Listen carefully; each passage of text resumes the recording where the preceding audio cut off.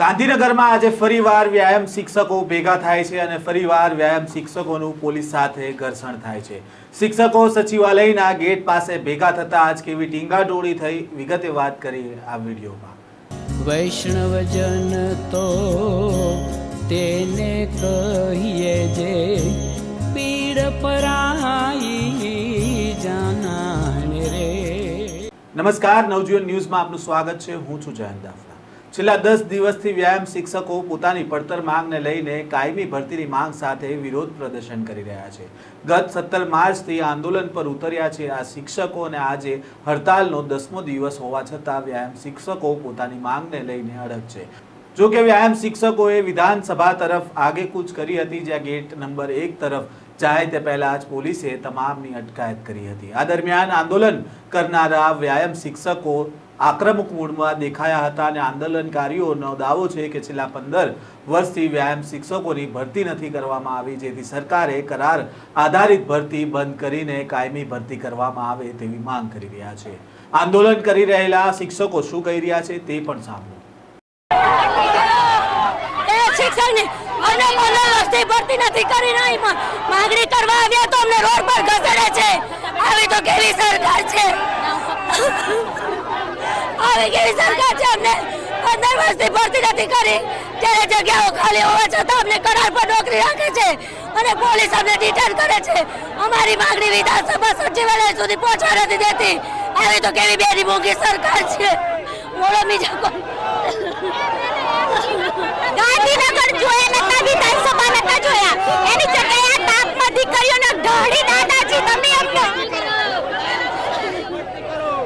બોલો બોલો બેન, બોલો કાયમી ભરતી કરો। અમે થાકી ગયા છીએ, અમે કેટલાય સમયથી અમે થાકી ગયા છીએ તાપમાં।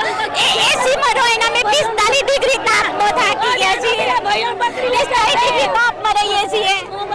અમારા છોકરા, અમારા ઘરના બધા મૂકીને અમે અહીંયા રહીએ છીએ।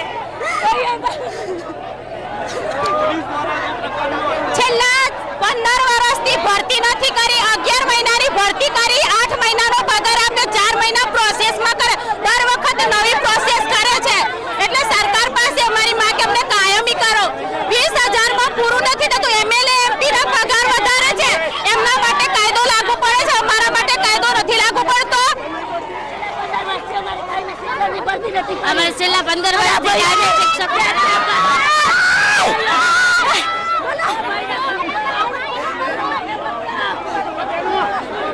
અમારી કાયમી માંગ 14 વર્ષથી ભરતી કરવામાં નથી આવી, અમારી કાયમી માંગ પૂરી નથી કરતા। અમે કેટલા દિવસથી અહીંયા ઢસડાઈએ છીએ, અમારા પર ખૂબ અત્યાચાર થઈ રહ્યા છે, અમારા પાસે પૈસા પણ નથી, તેમ છતાં અમારે કાયમી માંગ પૂરી થાય, અમારા ઘરનું સંસાર સારું ચાલે એટલા માટે અમે લડત લડી રહ્યા છીએ। અમને સરકારને એ વિનંતી છે કે અમારી માંગ પૂરી કરે, અમને કાયમી કરે।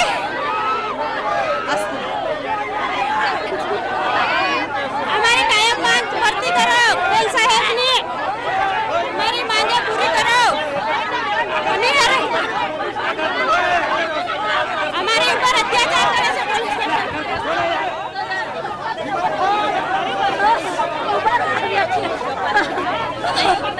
અમને આ લોકો ટીંગાટોળી કરે છે અને જાણે કે અમે ગુજરાત બહારના હોય એવો વ્યવહાર અમારી જોડે કરે છે અને અમારી ભરતી નથી કરતા।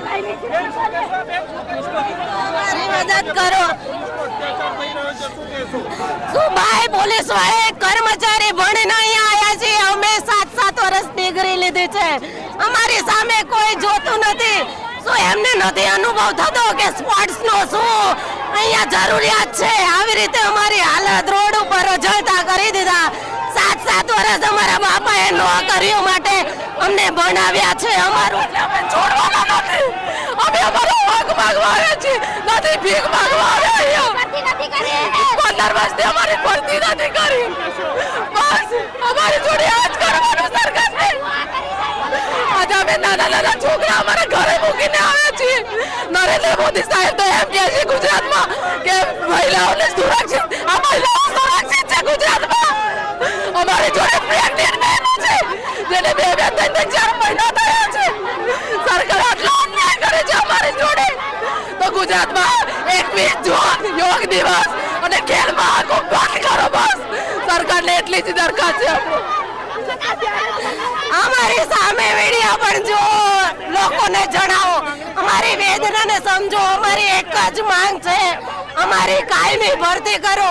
અમે ડિગ્રી વગરના નથી. જેમ જ્ઞાન સહાયકો ટેટ પાસ કરી છે એમ અમે 7 એક્ઝામ પાસ કરી છે.